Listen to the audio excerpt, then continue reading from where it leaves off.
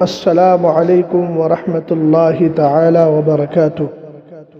احمدک یا اللہ واصلی واسلم علیک یا رسول اللہ، اما بعد فاعوذ باللہ من الشیطان الرجیم، بسم اللہ الرحمن الرحیم۔ قل لا اسألکم علیہ اجرا الا المودۃ فی القربى آمنت باللہ صدق اللہ العظیم۔ قال الله تبارك وتعالى في المصحف الكريم إن الله وملائكته يصلون على النبي يا أيها الذين آمنوا صلوا عليه وسلموا تسليما اللهم صل على سيدنا ومولانا محمد معدن الجود والكرم وآله وبارك وسلم صلاة والسلام عليك يا رسول الله صلی اللہ تعالی علیہ وسلم۔ کیا بات رضا اس چمنستان کرم کی، کیا بات رضا اس چمنستان کرم کی، زہرا ہے کلی جس میں حسین اور حسن پھول۔ اللہ تعالیٰ قرآن پاک میں ارشاد فرماتا ہے، محبوب آپ فرما دیں میں دعوت و تبلیغ پر تم سے کچھ نہیں مانگتا مگر یہ کہ میرے قرابت داروں سے محبت کرو۔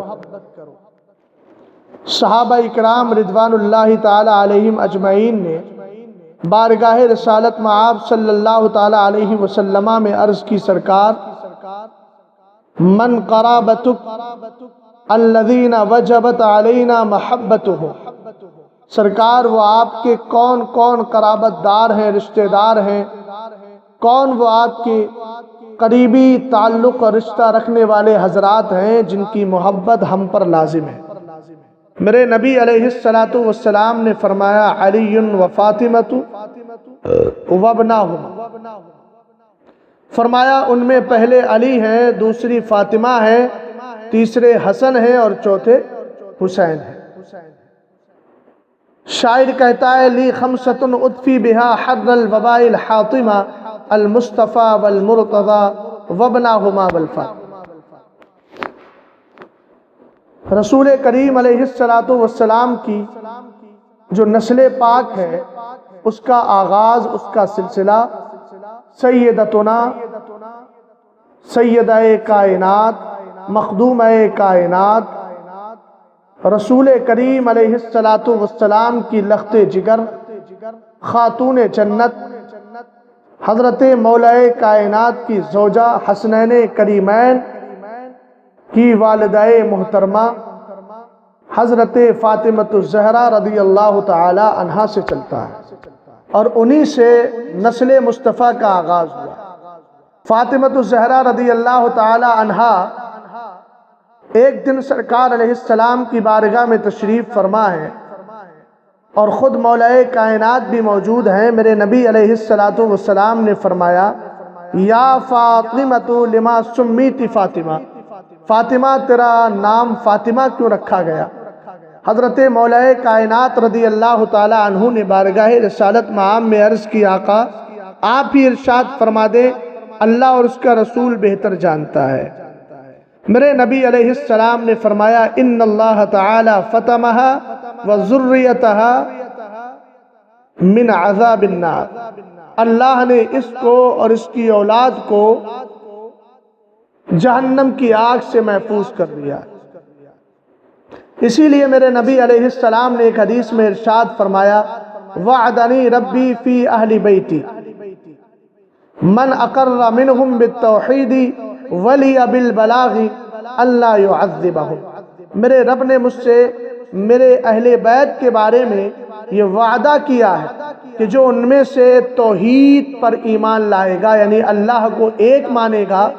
اور مجھ محمد عربی کی رسالت کا اقرار کرے گا، اللہ تعالیٰ ان کو عذاب میں نہیں ڈالے گا۔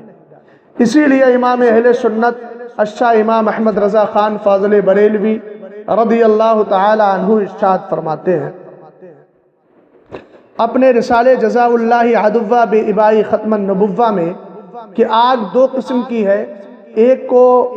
پاک کرنے والی آگ کہا جاتا ہے اور اس کو ایک کو ہمیشگی اور دائمی والی آگ کہا جاتا ہے، یعنی دائمی اور ہمیشگی کی آگ۔ اللہ تعالیٰ نے، محققین کا قول ہے کہ اللہ رب العزت نے اہل بیت کو نار تطہیر سے بھی پاک رکھا ہے اور نار خلود سے بھی پاک رکھا ہے۔ بہرحال اہل بیت میں ایک پاکیزہ ذات کا نام سیدہ کائنات فاطمہ الزہرا رضی اللہ تعالی عنہا ہے۔ 3 رمضان المبارک آپ کے وصال کی تاریخ ہے۔ رسول کریم علیہ السلام کے انتقال پر ملال کے بعد آپ صرف 6 مہینہ اس دار فانی میں تشریف فرما رہی اور اس کے بعد دار آخرت کی طرف تشریف لے گئی۔ حضرت ابو بکر صدیق اکبر رضی اللہ تعالی عنہ سے حدیث صحیح میں ہے، وعاشت بعد رسول اللہ صلی اللہ تعالی علیہ وسلم 6 اشہر۔ بخاری شریف کی حدیث ہے کہ رسول کریم علیہ السلام کے بعد حضرت عائشہ صدیقہ سے 6 مہینہ اس دار فانی میں تشریف فرما۔ ایک دن آقا کریم علیہ السلام تشریف فرمائے ظاہری طور پر اس دنیا میں، اور ابھی آپ کا وصال پاک نہیں ہوا ہے، کہ میرے نبی علیہ السلام نے حضرت فاطمہ الزہرا رضی اللہ تعالی عنہا سے ایک رازدارانہ گفتگو کرتے ہوئے فرمایا، ان جبریل کان یعارضنی القرآن کل سنۃ مرہ۔ فرمایا جبریل ہر سال مجھ پر ایک بار قرآن پیش کرتے، یا یوں کہیے کہ ہر سال جبریل میرا ایک بار دور سنا کرتے تھے۔ وَإِنَّهُ عَارَضَنِي الْعَامَ مَرَّتَيْنِ، اس سال انہوں نے 2 بار دور سنا ہے۔ وَلَا أُرَاهُ إِلَّا حَضَرَ أَجَلِي، سرکار فرماتے ہیں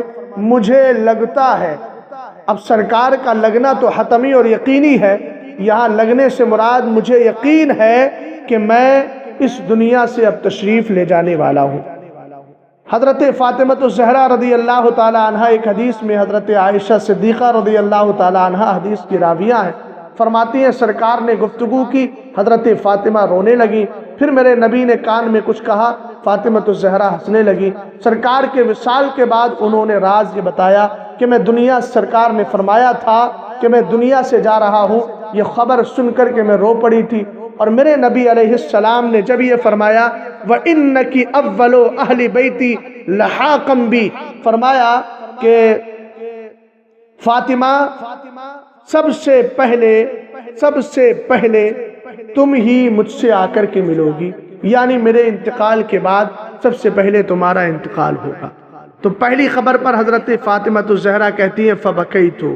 میں رو پڑی، لیکن جب میرے نبی علیہ السلام نے یہ فرمایا تو مجھے خوشی ہوئی، اور میرے نبی نے یہ بھی فرمایا اما ترضین ان تکونی سیدۃ نساء اہل الجنہ او نساء المؤمنین، فضحکت لذلک، فرمایا بیٹی کیا تم اس بات سے راضی نہیں ہو کہ اللہ تعالی نے تمہیں جنتی لوگوں کی عورتوں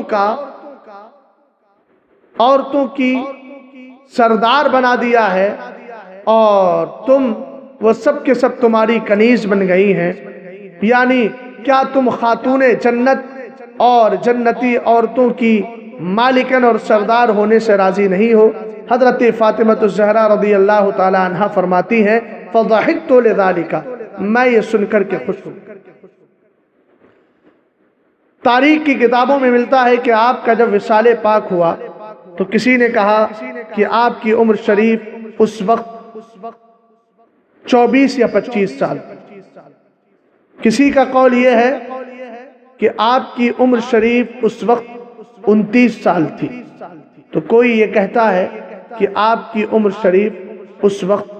30 سال تھی۔ بہرحال مختلف اقوال ملتے۔ حضرت فاطمہ الزہرا رضی اللہ تعالی عنہا جب بیمار ہوئی تو عیادت کے لیے حضرت ابو بکر صدیق اکبر رضی اللہ تعالی عنہ خود تشریف لائے، اور لانے کے بعد آپ نے عیادت بھی کی، اور حضرت ابو بکر صدیق اکبر رضی اللہ تعالی عنہ نے اپنی زوجہ کو ان کی خدمت کے لیے لگا دیا، فرمایا کہ ان کی طبیعت درست نہیں ہے، تم وہی جا کر کے رہو۔ اور جو مسئلہ فدق کو لے کر کے